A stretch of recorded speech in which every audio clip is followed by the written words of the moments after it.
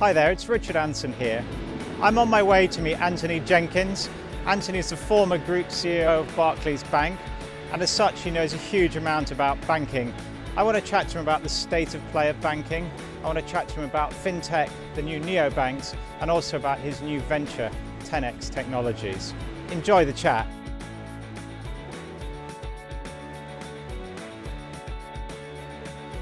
Thanks very much for making the time. Obviously, former Group CEO of Barclays Bank, there's probably few people in this country and probably actually in the world with such a good overview of banking as a whole.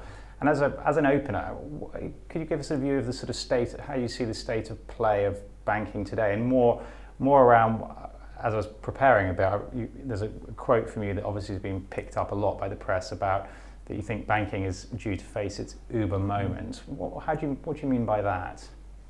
Well, I think 8 years on from the financial crisis, we're still seeing an industry that's facing some very significant challenges. Yeah.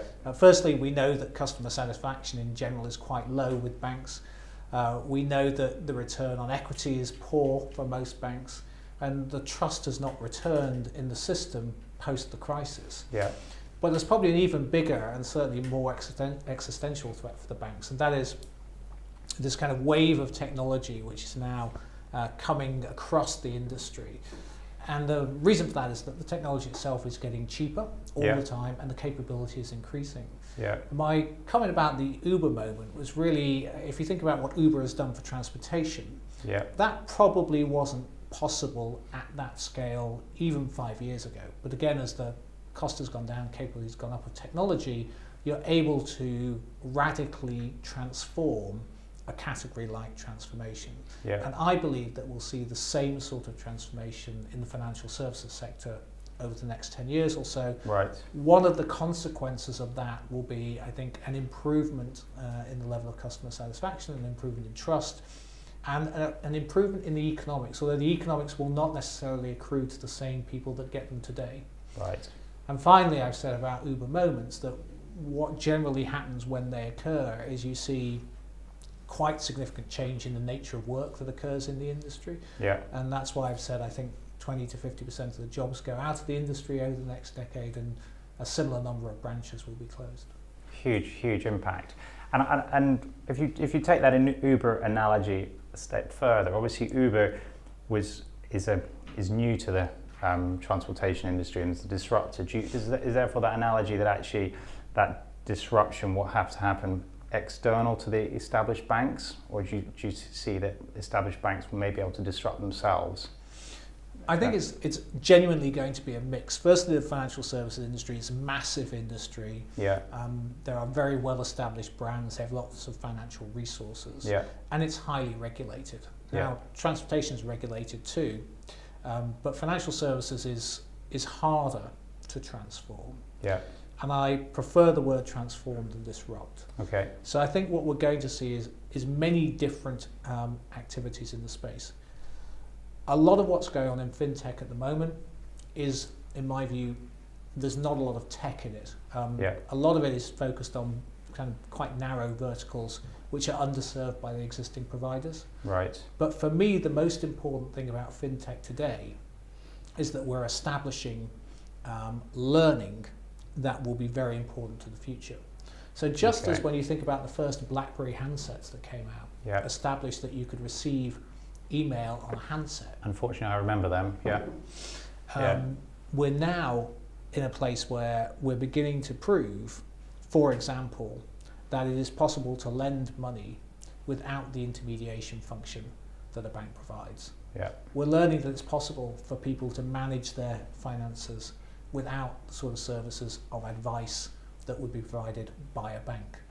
We're learning that people will use new low-cost providers to make international payments. And those building blocks and learnings, just as the first BlackBerries began to establish both the technology and the habits among users, we're seeing that start to happen here. So we're definitely at the beginning of the transformation, but in my view that's going to accelerate quite rapidly over the next 5 years, and then again in the next 5 to 10, 15 years. Yeah, and it's interesting, isn't it? Because as you were talking about an experiment, I was thinking, well, actually, does this mean that lots of investors into these early stage businesses and startups and maybe the peer-to-peer lending platforms, etc., ultimately won't get a return, and that learning will come through. But then actually, if you look at BlackBerry was hugely successful for in probably a relatively short period of time if you look at the length of business as a whole, and now it's still finding its way. And obviously you're very close to some of those new technologies. So you're on the board of a business called Blockchain, and that's all around Bitcoin. How do you, if you were looking at, what excites you about not necessarily blockchain itself, but Bitcoin and the changes that may bring? Yeah. I think my one piece of advice to anybody who really wants to try and understand what is likely to happen in financial services or in any category, you've got to invest the time to look at the underlying technologies. So if you look at cloud, for example, the cloud providers now allow you to stand up a business in frankly 100th of the time that it would take you to do in the past. And certainly in a much more cost-effective and secure way than you could do 10 or 15 years ago.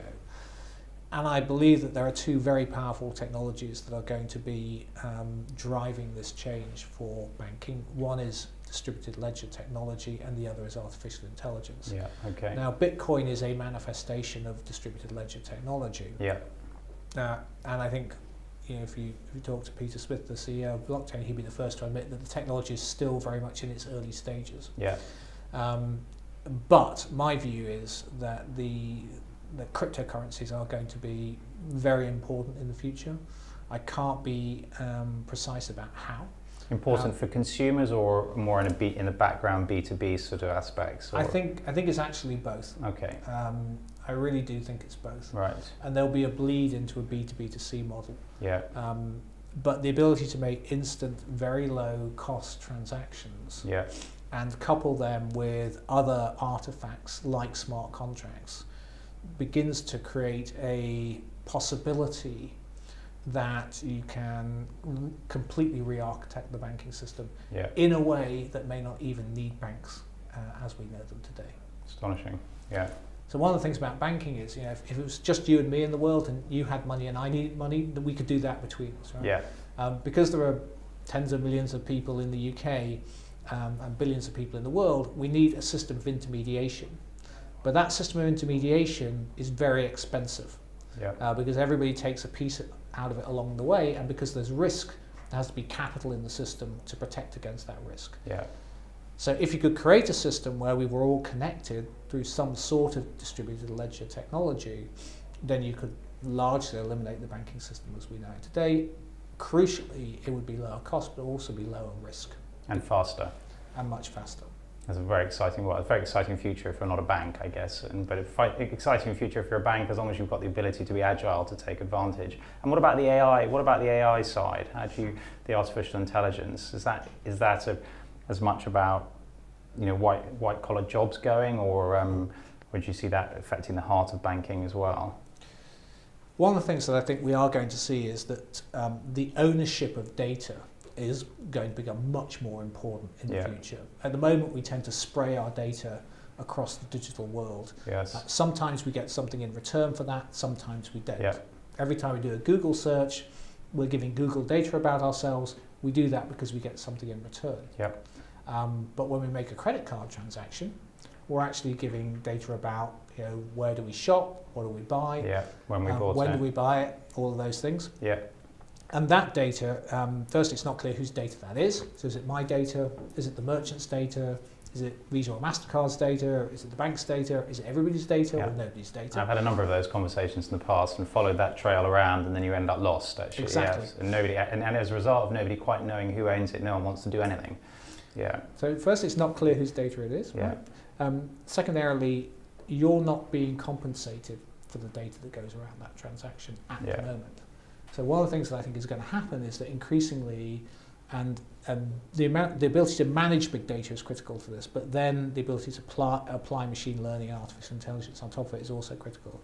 That individuals will increasingly look to collect and curate information so that they can then use it to their advantage. Now, there are already some use cases being developed in the advertising world. For example, because I know everything about how you live your life. You may be interested in a particular type of you might have a particular type of hobby. You might have a particular type of interest. You might be interested in cars or wine or golf or surfing or paddleboarding. So that would then give the advertisers on a permission basis the ability to expose very targeted ads to you, for which you would be paid. Yeah. Okay. So that is still embryonic in the advertising industry, but it is not much of a stretch to think about financial services, where right now decisions are made on data sets which are imperfect. So when a bank makes a credit decision on you, they'll pull a credit bureau, for example. They'll do some anti-money laundering, KYC. Yeah. You may choose to go to a comparison website. You might put in some basic information about yourself, and that website will make some not very sophisticated recommendations. Yeah. But imagine a world in which you pulled all that data back to you, and then some sort of artificial intelligence agent would collect and curate all of that and then present that out to potential lenders. And on the reverse, there'd be an artificial intelligence agent representing the lender. Yes. I'm looking for this sort of person with these demographics, with this income earning, with this employment history, with this social media pattern. Yeah. And on the other hand, the intelligent agent for the customer is saying, well, that's me. And the ability to match those things together much more cost effectively and crucially with better risk insight means that again you can have a kind of more effective banking system. And it's a sort of almost consumer controlled data at that point. It reminds me of a business called Midex, who they're very much set up probably 2 or 3 years ago now with that idea of actually providing consumers backed with their data that they would then release to providers of services, etc. And it was almost before artificial intelligence was bandied around as a word now, but I can see that starting to come back into play. I'd love to have a chat about 10x Future Technologies, your current venture, but before we do, we've been too good an opportunity. I've done a number of two podcasts now with guests from Starling and Monzo, the startup banks. What's your view of the sort of startup banks? Well, firstly, I think it's great that people are starting up all these banks because they are going to demonstrate a different way of doing banking. I'm a customer of one of those banks. I won't say which one, but fantastic! I think they've got a pretty good customer experience actually. Yeah. Whether it's truly transformational or not could be debated. Yeah. So I'm all for these types of activities because I think it creates more learning in the category, and the learning is really what drives progress. Yeah. And as we saw through all the waves, going right back to the mid-90s, all the waves of technology-driven change, a lot of things fail, but some things work, and the things that break through are really powerful. Yeah. We all know that Google wasn't the first browser, for example. Yeah, absolutely. But it ended up being the winner. Yeah. So I'm hugely supportive of these organisations. They, of course, have some challenges. One is marketing costs. Yes. The marketing is very expensive to acquire customers, and when you basically have no brand, you've got to build that brand from scratch. And you can always get 10 or 20,000 users, but can you get 500,000 users, a million users? And the other, of course, is really driving their costs down and being competitive on a scale basis. Yeah. But I applaud the efforts of all of the neobanks, and I think the industry is better off for them. Yeah, absolutely. And how are the established banks reacting? Are they at the moment ignoring them and looking at them and going, well, actually, we'll see if you succeed or not, or are they? Yeah. How do you see they're reacting? I think there's a very significant sort of human truth behind that question. And if you look at other industry categories, it's almost never the incumbent that drives the change. Yeah. And the examples I love are Nokia, Blockbuster, Kodak. We talked a little bit about BlackBerry. Yeah, I use Kodak as an example at business school actually, and I do a bit of teaching now as a prime example. And the fascinating thing about Kodak is they actually invented digital photography. Indeed, yeah. They invented it.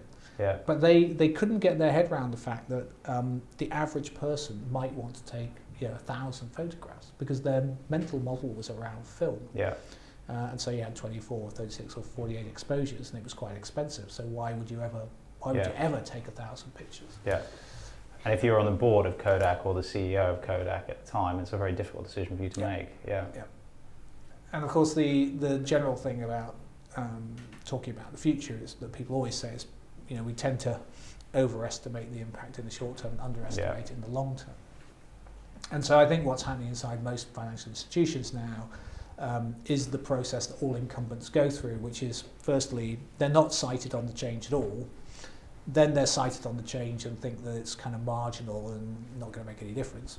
Then they're cited on the change and they hope it goes away. Yeah. Then they realise it's not going to go away, so they begin to engage with it. And this is what we're seeing now. So you'll see quite big digital projects being run in big banks. You'll see people investing in startups in some cases and partnering with startups. And these are all the natural behaviours of incumbents. Yeah.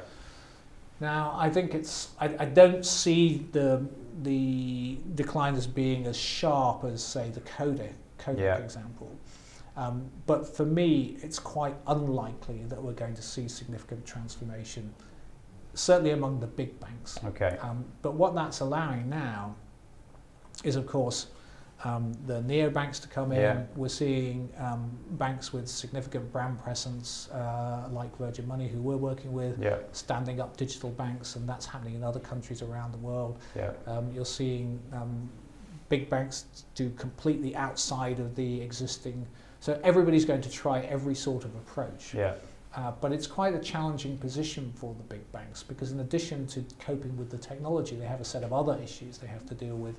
Regulatory change and so on. Yeah, and is the, I mean, coming on to the big banks, it's obviously they've got regulatory, I guess, regulatory issues they have to deal with or manage.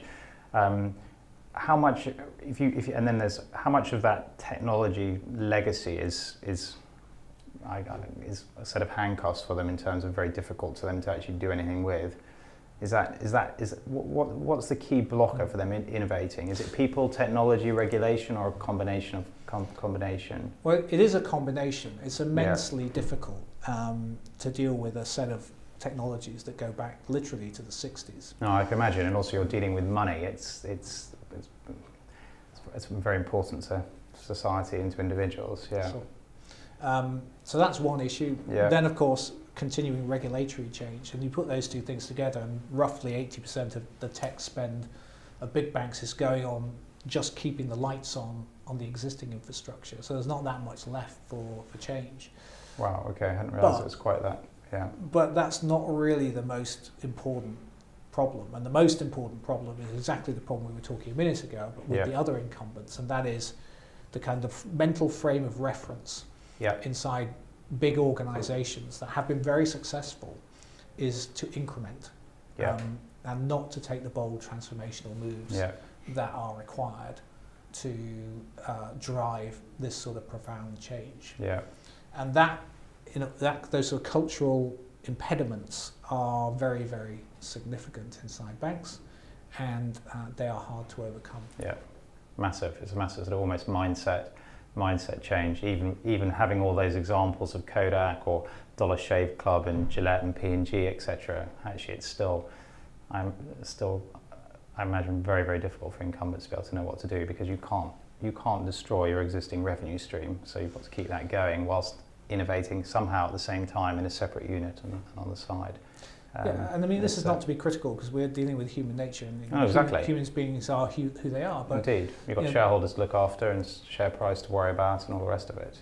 The reality of the matter is, you're dealing with a threat that's going to be very significant in 5, 10, 15 years' time. And your own personal time horizon might be 1, 2, 3 years. So the risk aversion is entirely understandable and natural. But it does make it very hard for big companies to change. Well, that brings us nicely on to 10x future technologies. So, can you give us a little overview of why you founded it, and what your what the aims and the goals of the business? So I spent 30 odd years working in big financial institutions, and I observed many of the things that we're talking about. When I left Barclays, I spent some time trying to understand what was going on in fintech. I'd spent quite a bit of time on it when I was there, but I really went into it in depth. So I spent some time out in Silicon Valley. I spent a lot of time here in New York. Went to Israel, talked to a whole bunch of people, venture capitalists, startups. I probably looked in some degree of detail at about 400 fintech businesses. Wow. Wow. Okay. I met with around 50 different people, working on fintech businesses, and it led me to the sort of set of conclusions that we've been discussing in this interview. And then I thought, well, okay, what do I want to do next with my own life? And it seemed to me that there were a number of things that were important to me personally. One was that I believe in the transformational power of technology. Yeah. And I think that power is only going to increase over time. Secondarily, I believe that we should have a more effective financial services capability. I think that's going to be better for society, better for the world. It'll do so much more for us all. Yeah. Indeed. And because of all industries, financial services is what underpins the economy. Yeah. And if you have a growing economy, then you're going to have vibrant and successful societies. And I also believe passionately in skilling and education, which is another area I'm working in, but I'm also working on the transformational power of technology in that space as well. Okay. But just to stay on 10x, so I thought, okay, rather than just talking about it, why don't I do something about it? Yeah, very courageous. Yeah. And my objective in 10x is to take new technology, but not radically out there technology, and create a much more effective platform for banks and non-banks to deliver financial services products in a way that works much better for the customer, in a way that's frankly much more economically effective for the bank, and in a way that's much more transparent for society. Yeah. And my view is that as the technology changes, there will be multiple opportunities within 10x to deliver those sorts of benefits. So you're kind of as a constantly updating set of technologies. Exactly. Yeah, okay. And my desire in doing this is twofold. One, because I believe in all the things that I said, and I also believe as a result of that there's a lot of economic value that can be created. Yeah. But I also want 10x to be catalytic in demonstrating that there is a different way to do banking, and that people.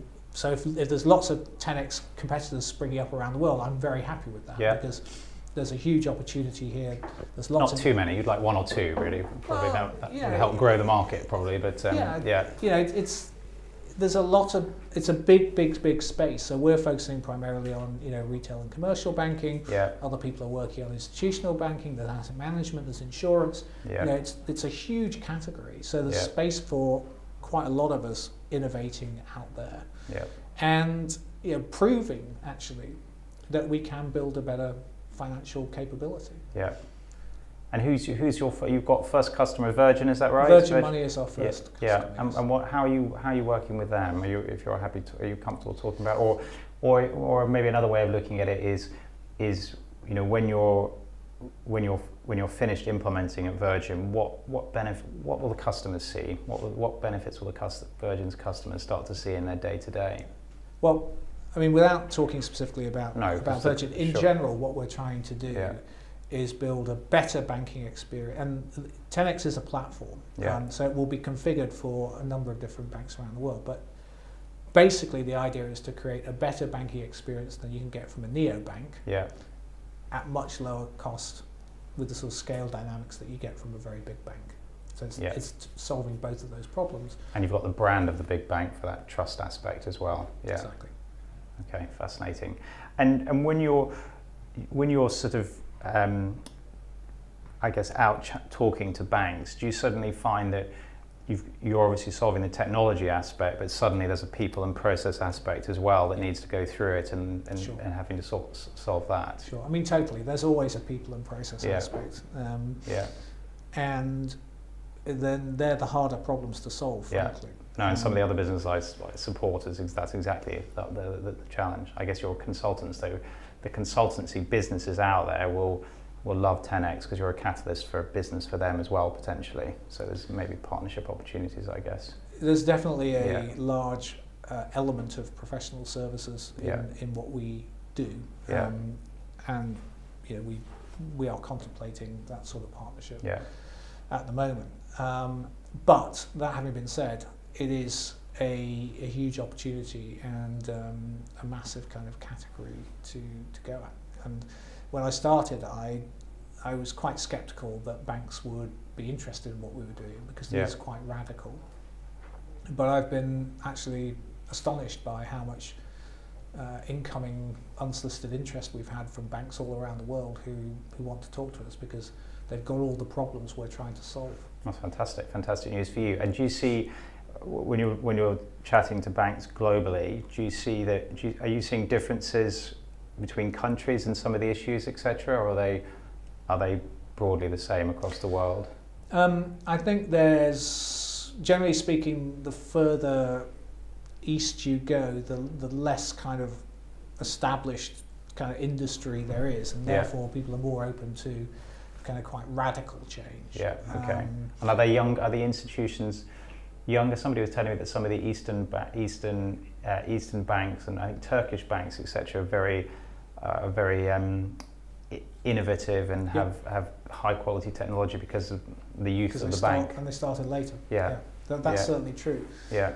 But actually, what's really important, much more, is attitudinally. Okay. It's back to mindset. Exactly. Again. And the number of people have come up to us and said, thank goodness you're doing what you're doing because we've been looking for this for 5 years and we can't find it anywhere. So, there's a lot of interest out there right now. That's fantastic. And final question, sort of, if you were to fast forward 5 years' time, could you paint a picture of 10x future 10x technologies and where you'd like the business to be in the vision? I think we'd have a significant number of banks on the platform. They'd be delivering the benefits which I described before, which is a great customer experience at a fantastic price point for the bank, and crucially in a way that society can really see that the bank is doing what it should be doing. Yeah.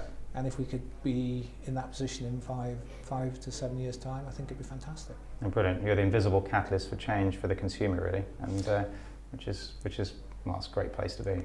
Yeah, and there's a deliberate choice here to go in a sort of B2B2C model as opposed to a B2C model, because I think it gives us the ability to scale more quickly. Yeah, absolutely. And you effectively leverage off and enable the banks to leverage off the brand and trust. And I know you mentioned at the beginning there's trust issues, but people still do trust the established banks. They still, they trust Virgin, the Virgin brand, etc. So it's very exciting.